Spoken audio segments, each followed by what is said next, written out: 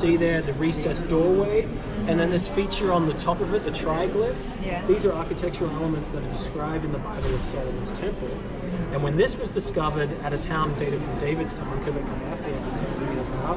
it showed that we have a representation of what the temple looked like, at least its facade, with similar design elements on this. Now the triglyph, these like the three notches that you have Yes. up the top there, that's known to Greek architecture from like 500 BC onwards, and that's everyone thought the Greeks invented it.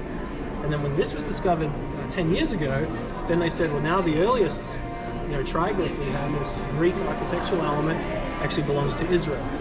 And so there was a transmission, not just the language to Greece, but also some of the architectural elements as well. So very cool. It's made out of limestone. You can see some red paint that's still on it as well. So it would have been bright red originally. Wow. Wow. Yeah, very cool. These two little guys, these are seals, stamp seals.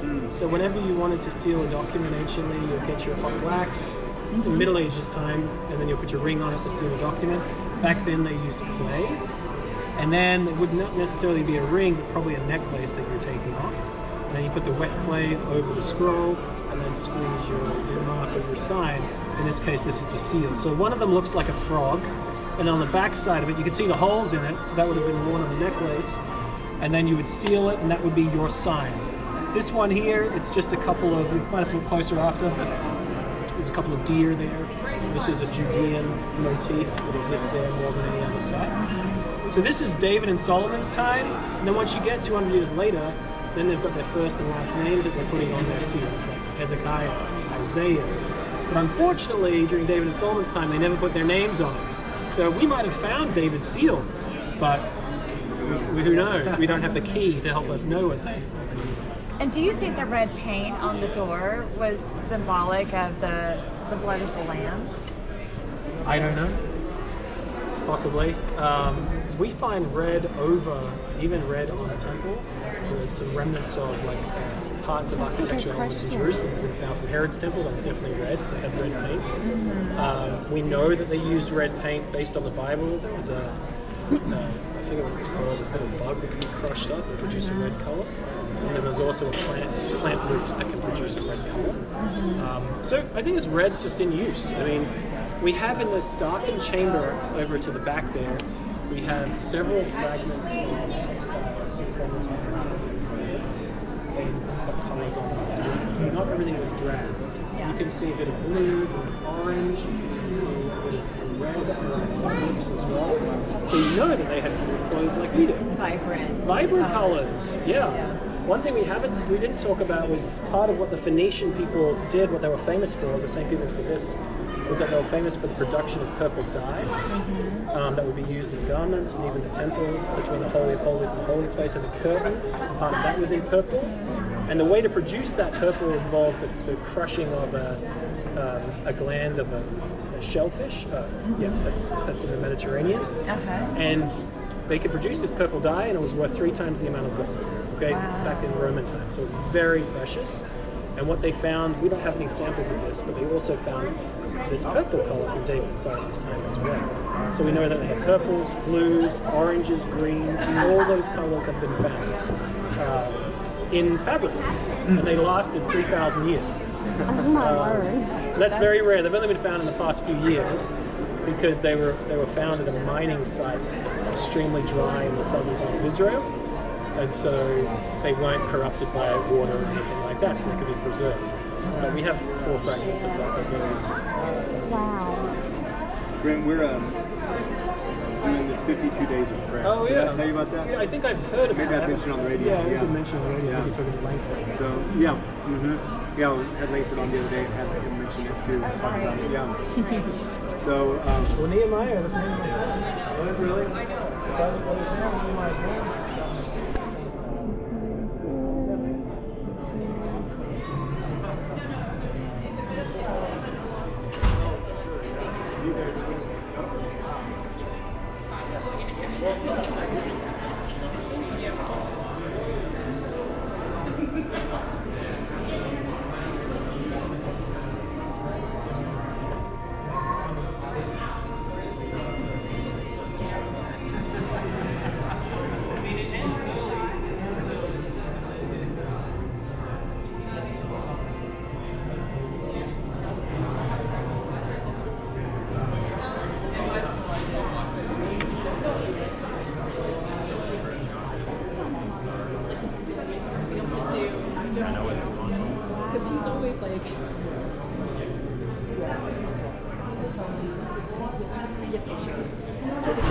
bed rest. I would be able to like figure like minimum completely to the grocery store would be a question sort of thing like and so like they like he points that like the specialist points it out every time he's got the items to do. And so as we come up with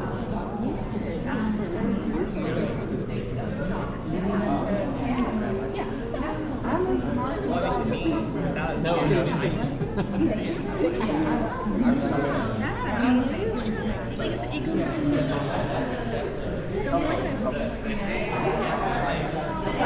And I've seen your voice since then. It's been a while since I've seen you.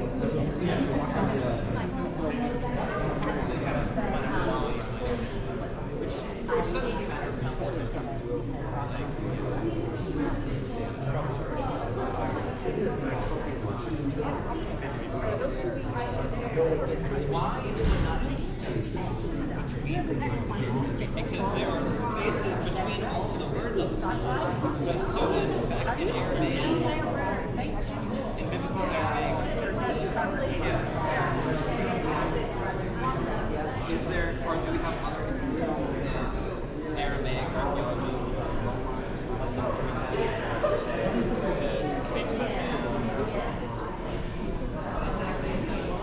I think, maybe some of the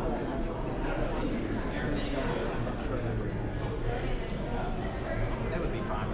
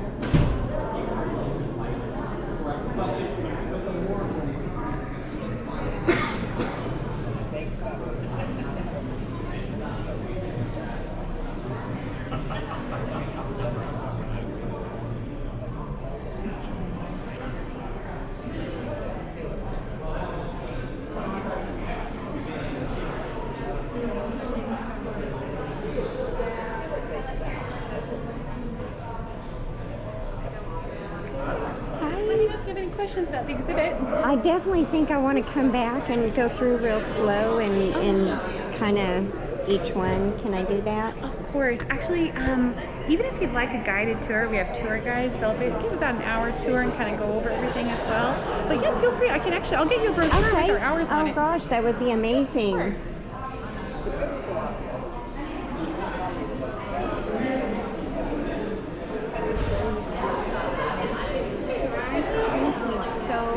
Oh, my pleasure. You're welcome. Thanks for coming today. incredible. Yeah, we are just